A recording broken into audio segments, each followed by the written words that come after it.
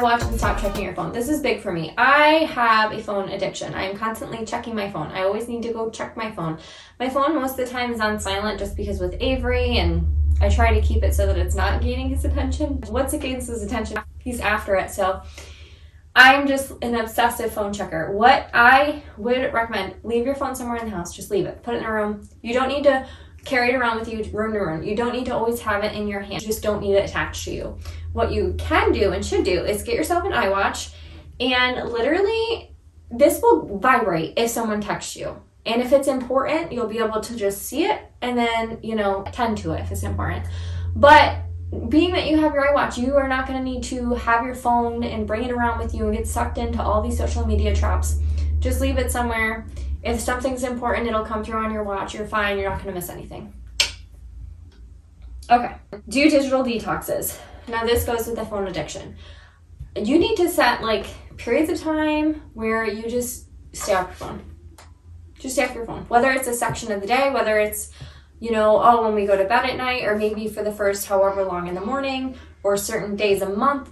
What you need to do is just kind of stay away from your phone. And if you have an iWatch, if there's an emergency or something like that, like I said, you'll see it come through, but put your phone away for a little bit. Make sure you have designated phone free time. Digital detox, break free of that.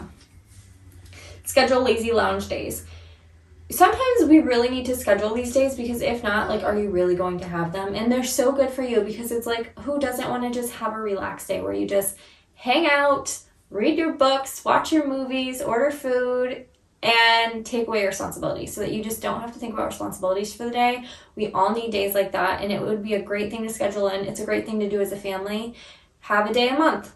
Schedule a day a month where you're just going to hang out, you're going to spend time together, you're going to cuddle, you're going to watch movies, you're going to order food, and you're just going to enjoy each other and not worry about getting anything done or responsibilities, and just focus on love and wellness. Outsource. Don't feel bad about outsourcing. If your house is impossible to stay on top of, hire somebody to come in and help you. Hire someone to come in however frequently, maybe once a week, once a month, once every 6 months, whatever it is. Outsource. And that's with anything. Outsource with anything that you may need help with. You need, laundry help. There are services for that. Don't be afraid to outsource so that you can achieve more of what you want to achieve. You need to be living this life for you, achieving what you want to achieve, doing what you want to do. And there's nothing wrong with outsourcing to make time for what's important to you. Don't feel bad about outsourcing, and don't worry about any judgment for doing so. Watch your consumption. When you get up in the morning, there are so many things trying to get your attention. Going on your phone right away, going on Facebook, there's so much political, there's so much hate. Going on YouTube, there's so many clickbait videos of tragedies that are just going to set such a bad tone for your day. You want to set the tone for the day. You don't want all this other crap going on to set your tone for the day. Watch your consumption. Watch what you're reading, watch what you're watching, watch what you're going on. Watch your consumption. Make your mornings count.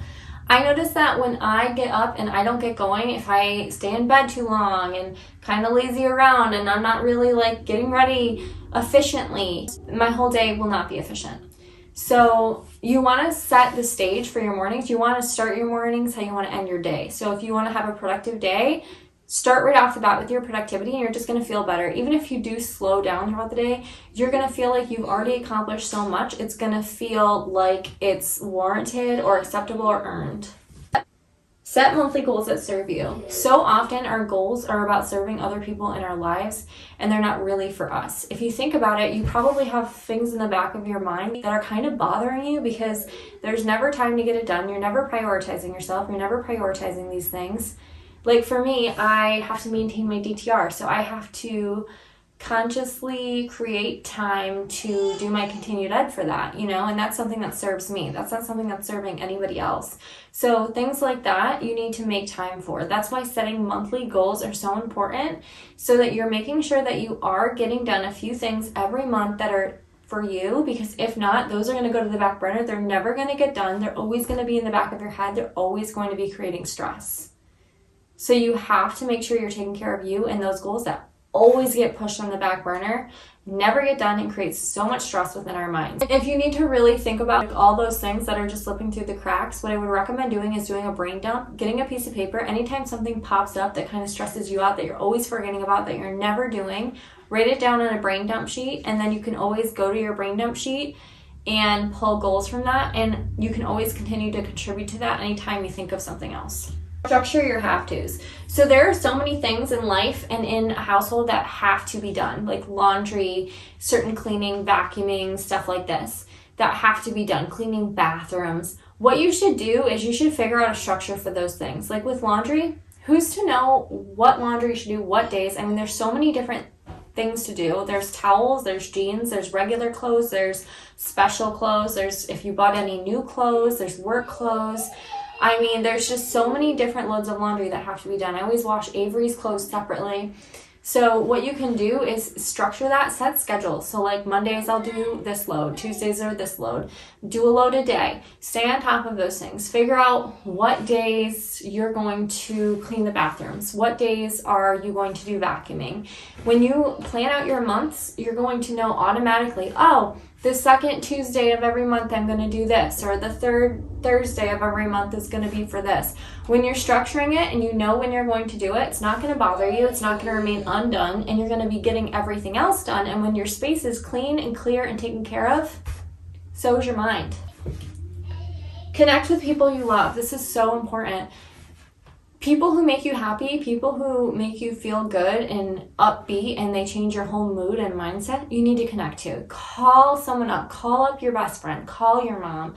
Make sure you're connecting with people who make you feel good and make you happy. Surround yourself with people who do that. The last happiness hack is give yourself good food. Make sure you're feeding yourself good, wholesome food. Make sure you have a balance.